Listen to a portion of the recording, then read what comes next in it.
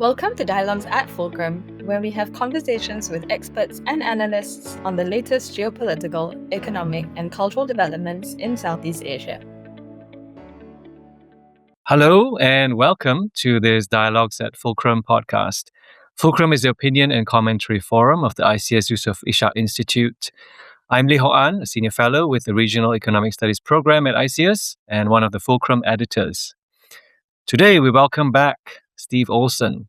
Steve has been immersed in international trade as a practitioner and scholar.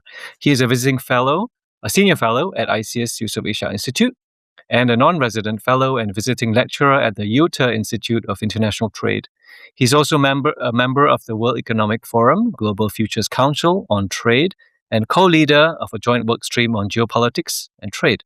So he brings real-world experience as a former U.S. trade negotiator as well. We spoke with Steve in August when President Trump's Liberation Day tariffs on a slew of countries, including Southeast Asia, had just taken effect. That podcast was released on August 20th, and we talked about a range of issues, many of which remain relevant today, so listeners might want to check out that podcast. And at the end, Steve, you kindly offered to come back for another conversation. Privately, I know we talked about revisiting this maybe in 6 months. Half a year is a good rule of thumb, and perhaps with the continuing fluidity of geopolitics and geoeconomics, there might be new things to talk about. Lo and behold, on the dot, February 20th, the U.S. Supreme Court declared Trump's tariffs based on the International Emergency Economic Powers Act, IEEPA, as unconstitutional. And that's been the consuming news for the past week, both in terms of its immediate impact in striking down the IEEPA-based tariffs and in Trump's volcanic reaction to the Supreme Court decision. He has declared a 10%, then 15% blanket tariff, invoking Section 122, which is premised on balance of payments problems. And he has promised to prosecute his tariff agenda using various other instruments at his disposal. So, amid these suspenseful and disconcerting developments, we deeply appreciate Steve's clear and incisive perspective. So, Steve, thank you so much for joining us. Well, thank you, my friend. It's great to be back with you. Yeah, well, let's dive in. So, we've heard all the news, right? And I think we got some inkling about this Supreme Court decision. But do tell us, what to you is the gist of the Supreme Court's 170-page majority opinion? What are the most important elements that we should know? Well, look, I think the critical distinction that we have to make is that the Supreme Court did not strike down reciprocal tariffs. The Supreme Court struck down the underlying tariff authority, IEEPA, that Trump used to implement those tariffs.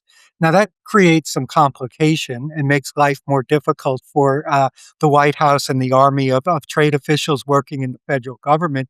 But the fact of the matter is there are a variety of other trade authorities that the administration now has at its disposal, albeit more cumbersome, that they can turn to at least attempt to replicate the reciprocal tariff regime. Were there any aspects of the decision that surprised you? And also anything that aligned with your expectations?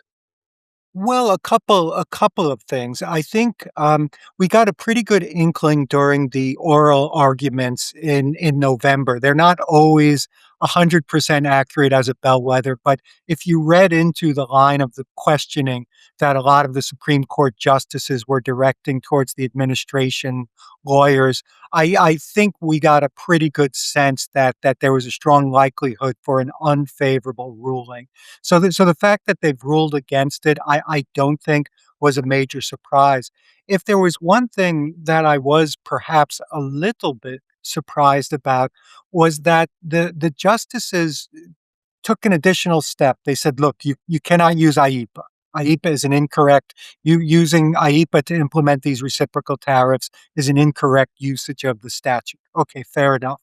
But then they took things a step further and they pointed out, as if it needed to be pointed out, that the president still had a whole host of other legal authorities at his disposal to implement tariffs. Specifically referencing things like Section 301, Section 232. So it was like in with one hand they were closing one door. They were saying, forget IEEPA, you can't use it. But on the other hand, they're saying, but look, here are these other wonderful doors over here that you can use to accomplish the same thing. I thought that was interesting. And it sort of, then preempts anyone who then might be tempted to say, well, we think it's an incorrect usage of some of these other authorities. If you've got the Supreme Court on record as already saying that it's okay for the administration to use these other tariff authorities, that sort of preempts, I think, to a large extent, legal challenges. So if anything was slightly surprising to me, it was that they did take that additional step. Thank you so much for sharing your perspective on that, and you've brought up the Section 301, 232. We'll come back to that because there's a lot of interest, I'm sure, the implications and the scope and how how all of that might unfold. But we are a Fulcrum podcast focused on Southeast Asia, and one of the developments, I think, since we last spoke as well in August was the agreements that some of the countries have signed. Malaysia, Cambodia, and Indonesia. Indonesia, in fact, the day before the Supreme Court decision, that was on February 19th, they have signed these agreements on reciprocal trade, or ART for short. We also have Vietnam and Thailand that have established some framework for such agreements, and the Philippines. I find it's a bit fuzzy in the news what's going on, but there's reports of trade terms that they have settled, but a less formal process, as I understand it. Now, these have retained about 19 to 20% US tariffs, which were set in August, with also some sectoral and product exemptions for exports into the US. And sweeping or zero or minimal tariffs for US imports into these countries, plus also pledges to purchase US products. Now, US Trade Representative Jamieson Greer stated that these deals will stand, and which I take to mean that any tariffs that are above 15% will not be reduced to 15%. So let's unpack this a little bit. Firstly, can and how will these Section 122 tariffs at 15% be enforced? Well, there's a number of different things there to unpack. The first thing that we have to keep in mind is that the authority that was used to implement those reciprocal tariffs at those higher rates in many instances that you mentioned, that's gone. And those tariffs are gone. And they've been replaced by the 15%. So that's what's operative now. Now, that 15% for some countries is good news, and for some countries it's bad news. In terms of what the status is of any of these agreements that you've referenced, if I was advising any of these governments, I'd say, look, do not view this Supreme Court ruling as a get out of jail free card. Just because the tariff authority was struck down, do not think, okay, we're out from under what was previously agreed. Keep your powder dry for now. Keep your powder dry for now. See what's going to happen, because as I said, the administration is teeing up these various other authorities that will allow it to come back with tariffs that could be substantially higher than 15%. And understanding the way President Trump conducts his trade policy and how he can be vindictive, for lack of a better word, I would not do anything in this sort of interim period as we bridge from the 122 tariffs to the 301 or the 232 tariffs.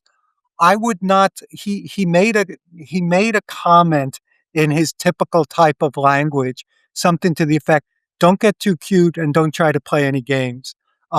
In that particular instance, I do think it's worth following his advice. Sit tight. This is not a get out of jail free card. You've reached those agreements. The U.S. is proceeding on the basis that those agreements are still valid.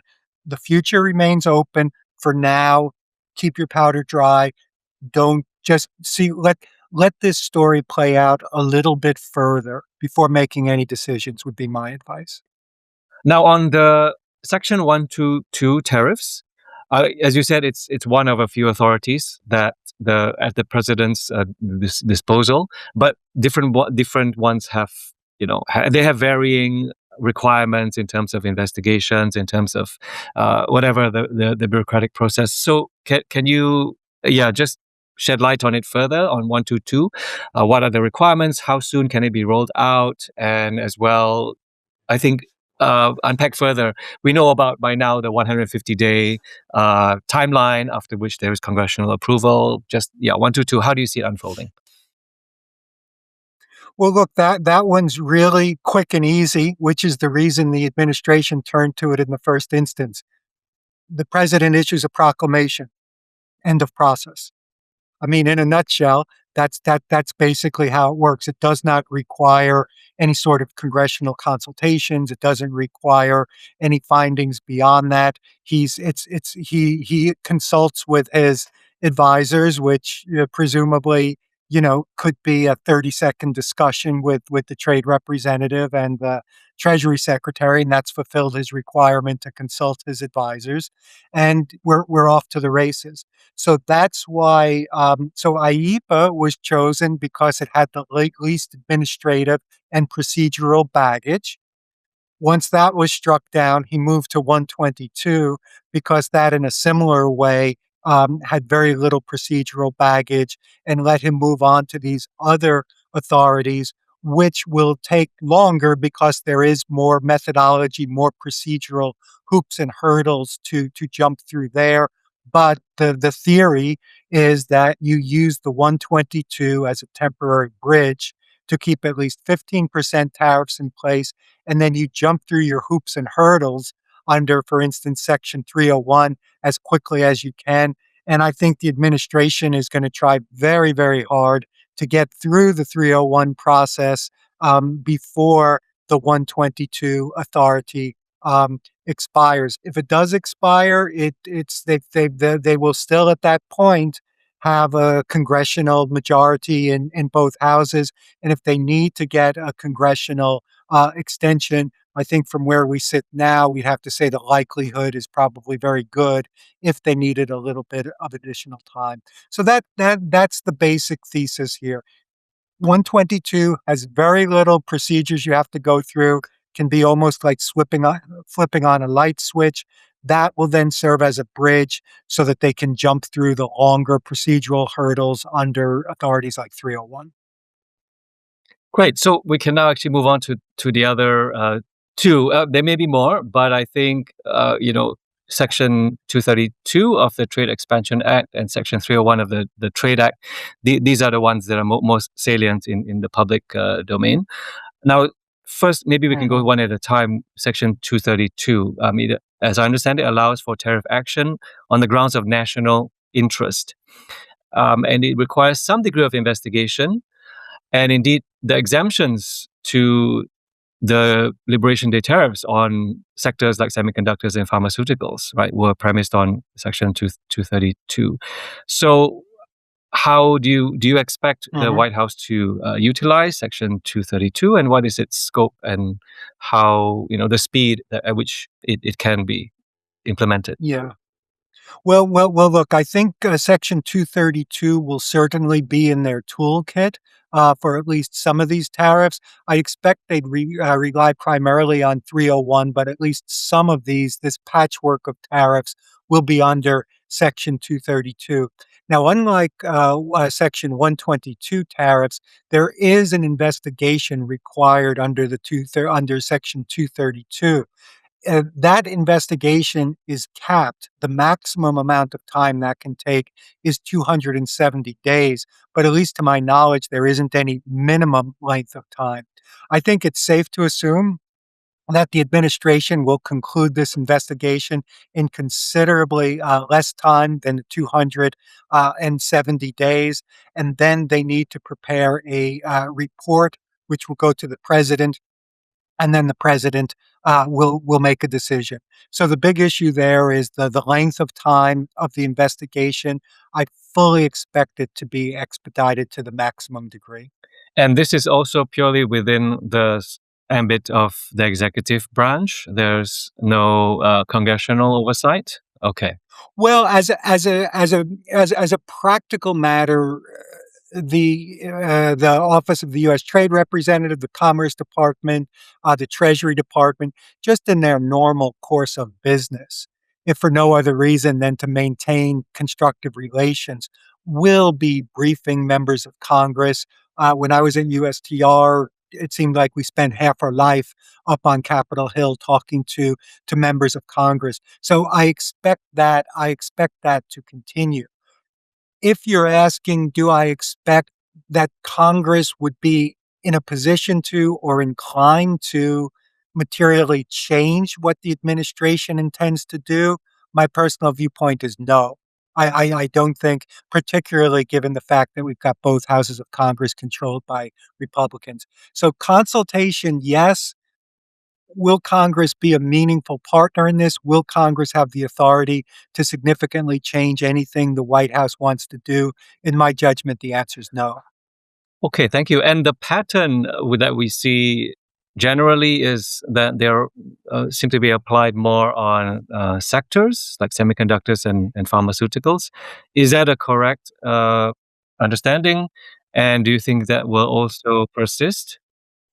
Yes, yes. So under Section 232, typically you would see it applied to specific sectors. Now, under the Trump administration, the definition of national security has been expanded to, almost absurd lengths.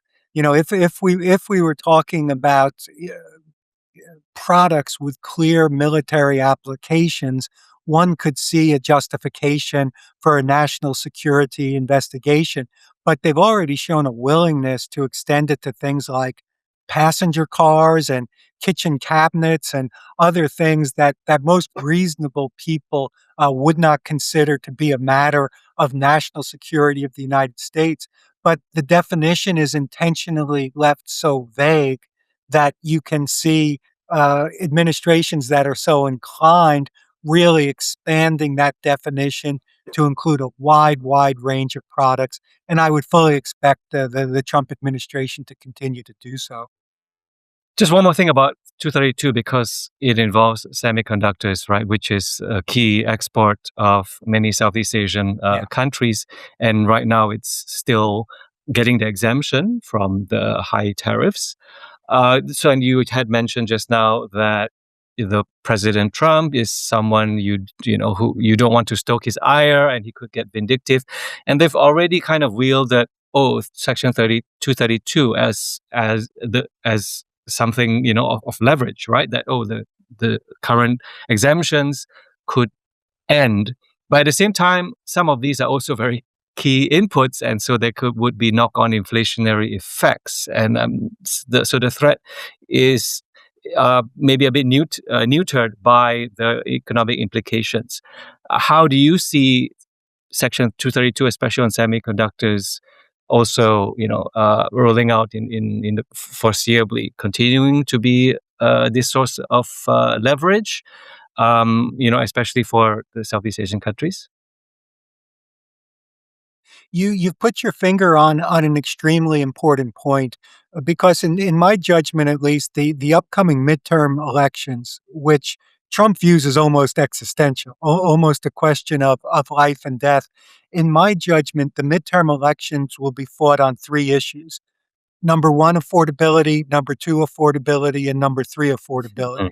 And so Trump will be very, very, very careful to tiptoe around anything that could readily translate into higher prices in a way that consumers can connect the dots between Trump's tariff policies and their own personal wallet. So that will be a little bit of a mitigating factor as he tries to dance around these contradictory pressures. His desire to use the tariffs as leverage, as a club to hit other countries over the head with, but while not wanting to blow his chances in the midterm election if those tariffs, in fact, percolate through into inflation. Okay, so let's move on to Section 301. You had said that this more likely will be utilized. That's of Section 301 of the Trade Act. And I'm drawing on your Fulcrum articles of last year. It affords presidential powers to regulate trade, including through tariffs in response to unfair trade practices of the US's trade partners. This sounds like something that can have quite expansive scope compared to 232. But what are some of the reasons, that, as you said just now, you expect this to be utilized, and in what ways, and how widely? Yeah, you're exactly right. That the operative phrase in what you quoted was unfair trade practices. It doesn't specify anything beyond that. It doesn't say a violation of mutually agreed multilateral trade rules. It doesn't say a violation of USMCA. It doesn't say a violation of any previously agreed trade agreements. It's just unfair trade practices. So that's a very wide door that you can enter through, and that's why I expect 301 to be the primary tool that the administration needs. Again, as with 232, and the reason why 301 was not used in the first instance is it's a bit more of a deliberative process there. You've got to initiate the case, you've got to provide a public notice, you've got to conduct hearings, you've got to go back and consult with the country or countries in question, and then finally reach a determination. So there are those hoops and hurdles that have to be jumped through. But again, my full expectation is that the administration is going to be pushing the envelope to the maximum extent possible to condense these steps and move through it as quickly as possible. And in defense of the administration, I have to say, for a lot of these issues, they can argue, come on, this is all we've been doing for the last X number of years, is conducting these investigations, consulting, holding hearings, et cetera, et cetera, et cetera. So I think they will use that as a rationale that a lot of these steps, at least some of these steps, have already been partially concluded. Therefore, they can move through them more quickly, as typically would be the case. Now, about 100 years ago, when I was in Washington, D.C. as a trade negotiator at USTR, you would expect for a 301 investigation, maybe 12 months, maybe 18 months.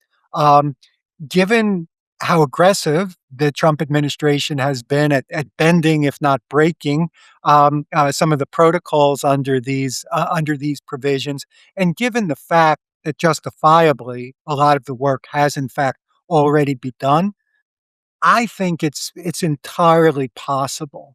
This isn't a prediction, but I think it's entirely possible that they could try to get the 301 investigations wrapped up before the 5-month Section 122 authority, before the clock strikes midnight on the 5 months under 122. We shall see. You mentioned 100 years, but 1 year is already a very long time these days. And I just wanted to retrace a little bit this journey, right, of the past year, or since April 2nd, 2025. The emergency situation invoked to justify the IEEPA tariffs against Canada and Mexico was the fentanyl crisis. And then on Liberation Day, it was all about the US trade deficit. And those tariffs corresponded with countries' deficit per trade. It's widely regarded as a spurious mode of calculation, but we won't get into that debate. I think the more we're talking about the broader issues here, that we can see the subsequent agreements were no longer proportionate to the deficit. The main negotiating Southeast Asian countries settled all at 19 to 20%. There's still Laos and Myanmar at 40%. But those that engaged in these negotiations started at 24 to 46% and ended up at around the same rates.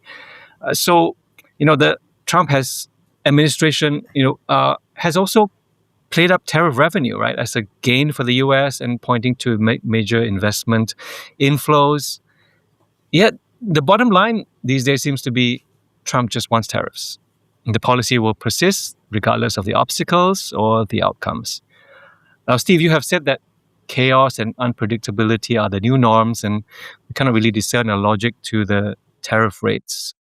But as we approach the first anniversary of Liberation Day, I'm sure the spotlight will fall on the premises and the goals of the tariff policy to reduce the deficit, reshore manufacturing, generate revenue, reset the global order. So, reflecting on all of this, do you see the premises and key outcomes of U.S. trade policy shifting over the past year? It's an interesting question. I'll give you my personal judgment here. I think what Trump wants and Trump's underlying premise is he wants the authority to increase or decrease tariffs at any time on any country for any reason. Some related to trade, some related to economics, some completely unrelated. If you've put a former president on trial, boom, 50% tariff. His background is as a real estate developer in New York in highly transactional, very combative negotiations. He is all about leverage. And he came into office and he said, wow, I have this really big stick. It's called tariffs. And other presidents foolishly did not fully utilize tariffs as leverage to get other countries to do what we want them to do on any topic, but I'm not going to make that mistake. So he just views it as a big club that he can use to hit any country at any time. Now, what happens when he does that is then his trade professionals sort of backfill and try to figure out, what is the underlying justification? What is the rationale? What is the best authority that we can use to justify these tariffs? But I think the short answer is that he just likes to have what he views as very powerful leverage at his hands and is at his disposal at any time. And if you really try, go through this thought experiment, try to walk through at least some of the ostensible logic, and it simply doesn't hold up. It simply collapses internally. So Trump would argue, well, the tariffs are all about revenue. The tariffs are all about revenue, and we're going to get so much revenue from these tariffs that, I hope someday we no longer have to pay income taxes because we'll be making so much money from tariff revenue. Then on the next day, he'll talk about, well, we need tariffs because there are too many foreign products flooding the country that are unfairly putting great American companies out of business. Therefore, we have to stop this tide of foreign products in our country. Well, those two underlying premises entirely contradict each other. Because if you want to use tariffs to block foreign products, okay, great. But then you're not going to get the revenue that he's promising everybody we're going to use so that we can reduce or eliminate your income tax. So which is it? The internal logic of the various arguments that have been used to justify these tariffs collapses internally. There is no logic. And so that's why I come back. He just wants to be able to apply tariffs to anyone at any time for any reason, period. Yeah, I think you're absolutely right that logic is not really going to be a constraint or a logical coherence to be a constraint on the tariff policy. But I think these developments with the Supreme Court decision, right, has cast a spotlight on the domestic issues in the US and possible legal and political constraints. And in the last podcast, you said that financial markets, more than his mega base, the Republican Party, or public approval, would have a moderating influence on Trump, of course, relatively speaking. But these recent political developments, right, seem to have shaken the near unanimous support for Trump that he enjoyed among Republicans. And on top of this, you have also the ISIS activities in Minnesota, fallout from the Epstein files, and Trump's unwillingness to properly address concern about high cost of living in the US. So should we expect some pushback from Congress on the president's foreign policy priorities, including tariffs? This is a really interesting point that I think all of us need to keep a very close eye on. I mean, up until this point, Trump's authority to do basically anything he wanted on trade has been almost completely unchallenged. And now the question is, and it's a question I don't have the answer to, but the question is, will we ultimately come to see the Supreme Court ruling as just a temporary blip and the administration sidesteps it, recalibrates it, and goes on business as usual? Or will we come to see in future years the Supreme Court decision as being the first crack in his unchallenged authority? And will we see more people, in particular in his own party, in particular in Congress, more willing to stand up? Because up until now, and I'll just speak bluntly, people have been afraid because the minute you cross Trump, he's gonna endorse your opponent in the next primary, and you're not even going to stand for election. You're going to be defeated in a Republican Party because some right-wing MAGA Republican will be stood up. Trump will strongly endorse him, and you'll lose your primary. And so, a lot of them just frankly have been afraid. Now, if they feel like his influence over the party, his stranglehold over the party is starting to weaken, will more of them feel more comfortable in standing up to him? It's a possibility. And I would point everyone to the fact that, a week or two before the Supreme Court decision, in an admittedly symbolic vote in the House of Representatives, a number of Republicans crossed party lines and joined their Democratic colleagues in voting against Trump's Canada tariffs. Now, it had very little practical effect, but I was quite surprised that a number of them were willing to do that. So, are we starting to see sort of the first crack, and will more Republicans be comfortable in challenging Trump's authority? The other thing I will say is, there is a pro free trade wing in the Republican Party. There always has been. There always will be. There are many Republican members of Congress who, in private communications, not on CNN, not to be quoted in the Washington Post, but in private conversations, will really express frustration, opposition, and even opposition to what Trump has been doing on trade. Up until now, that's all been in the shadows. Will this now embolden some of those to take a more confrontational stance and begin the process of reasserting congressional authority on the conduct of trade policy? I don't know, but it's at least a possibility, and it's something very interesting that I think everyone should keep their eye on. Yeah, and I think for swing voters, their material conditions, right, and whatever can be traced to the administration and its policies, will be more decisive.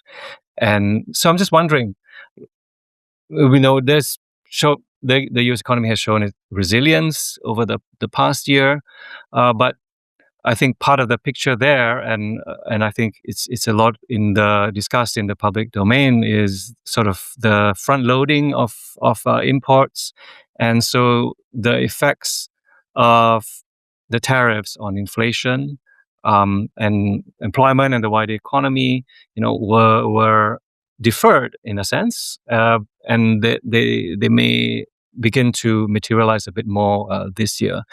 What's your take on that? And do you see that having the political ramifications? Should there be inflation that really starts to bite a bit more and also would affect swing voters? If the tariff policies do in fact fuel inflation and voters are able to connect the dots between the tariffs and inflation, then I think it's a death knell for the Republicans in the congressional midterms. And I think at a minimum, they'd lose the House of Representatives.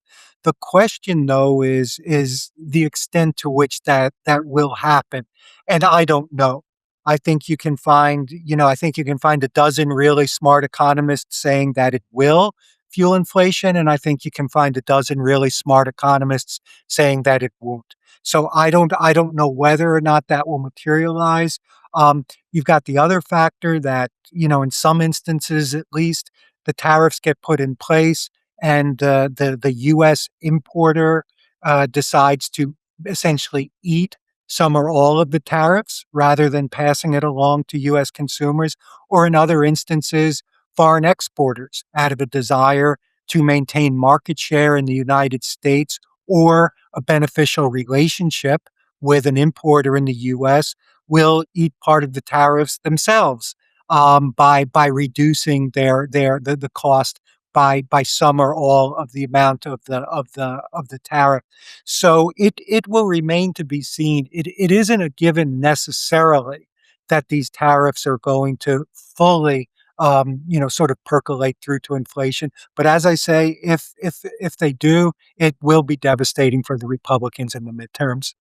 Could we also revisit that view you expressed about the financial markets sort of being the factor that Trump would follow most closely and might influence his decision?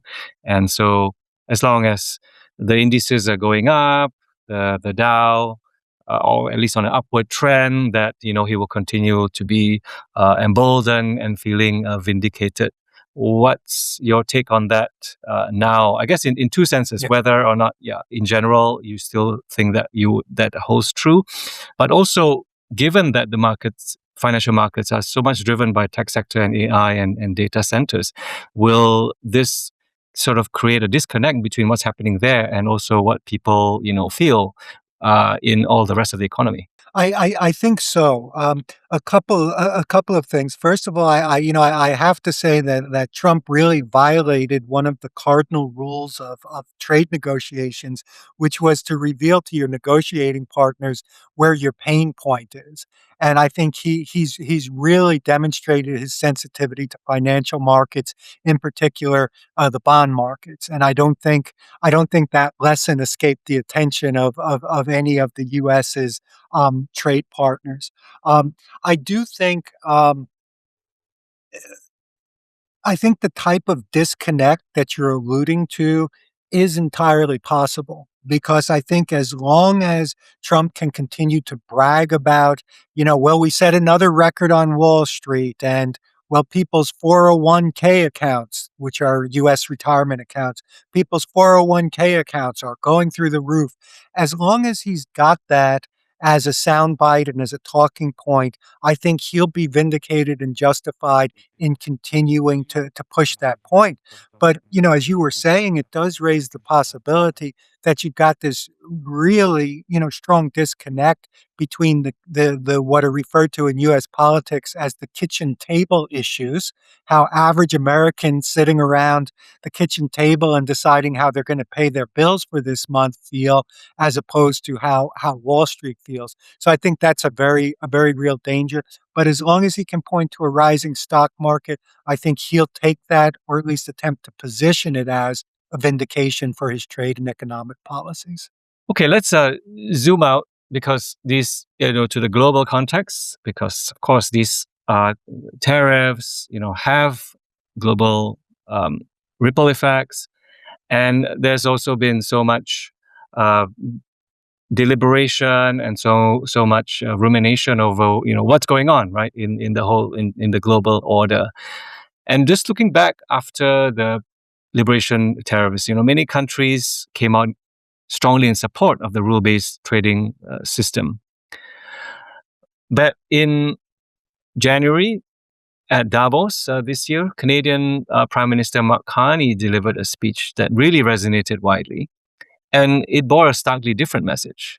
He spoke of a rupture to the world order, and he argued that the rules-based order has become, and I quote, a system of intensifying great power rivalry, where the most powerful pursue their interests using economic integration as coercion. I think this message resounded widely, especially among middle powers and countries caught in between the US-China great power rivalry, which is all of Southeast Asia. And among the actions are to deepen trade relations more widely and to decouple from the US. Do you see this momentum continuing? And do you think this is what Southeast Asia should focus on? I do, and as a starting point, I'll just mention, I think we would be hard pressed to identify any other major speech by a world leader in recent memory that really resonated so strongly in every corner of the world as Carney's remarks did, and I think he made a very frank and unfortunately a very accurate assessment of where we are in terms of the global trade system and the wider global order. Now, for Southeast Asia, I think Southeast Asia would be well served to internalize some of those messages. And as a practical matter, I would really encourage Southeast Asian countries to really be more aggressive in reaching out to other partners, to other parts, to other regions in the world to really diversify relationships because we're going to need as many shock absorbers as you possibly can have. So, if I were a trade minister of a Southeast Asian country, I'd be spending a heck of a lot of time on a nice Emirates flight on my way to the United Arab Emirates, and I'd be spending a lot of time there. And I'd also be spending a lot of time, unfortunately, on a brutally long flight to Brazil and to other countries in Latin America. So I think now is the time to really take some of those messages that Carney was delivering to heart, really look to establish a wider and a deeper net of relationships with other countries and other regions in the world. What about ASEAN? Do you see ASEAN also? Would you advocate for ASEAN engaging more broadly? And should it be with other blocs or more like, ad hoc or with larger countries like ASEAN with India? How would what would you recommend there? I think ASEAN needs to do a bit of soul searching and to really make some reality based decisions as to which course makes most sense. Is it in the best interest of all of ASEAN's members to attempt to approach these negotiations as a bloc, or at some point do you say, look, this is just holding us back. And we're friends, we're neighbors, we work together, we collaborate, we mutually benefit from our relations.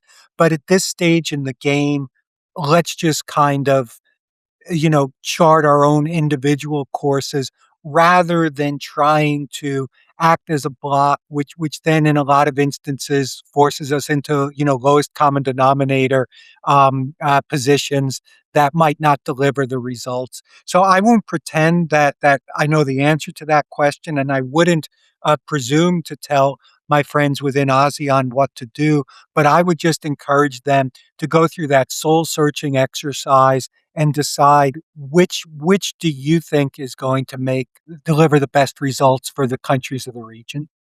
Okay, well, let's conclude with a question on China and the US.